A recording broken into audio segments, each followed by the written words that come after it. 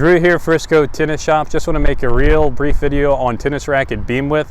Beam width is simply the width of the racket frame measured throughout the frame of the racket. The reason why you'll see a lot of times 2 or 3 different measurements, because the beam width at the top of the head may be different from the throat. So if you see 3 different measurements, you're starting at the top of the head, going to the sides, and then down to the throat. Most rackets will be 23 to 27 millimeters beam width.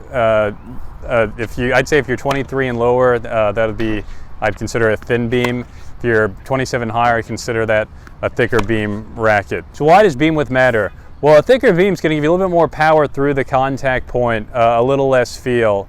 I've seen a lot of beginner rackets that seem to be 27 millimeters and higher, because players really don't need the feel at that level. They just want to be able to power through the ball and kind of learn their contact point. They don't really need that precision control. A thinner beam racket's going to transfer more of the power into the arm, because it's not going to power through the ball as much, so you're actually going to feel that a little bit more, which a lot of really competitive players like. They want to be able to control that ball, have precision control, so when they make contact with the ball, they want to be able to feel it. So that's a good thing about a thin beam racket.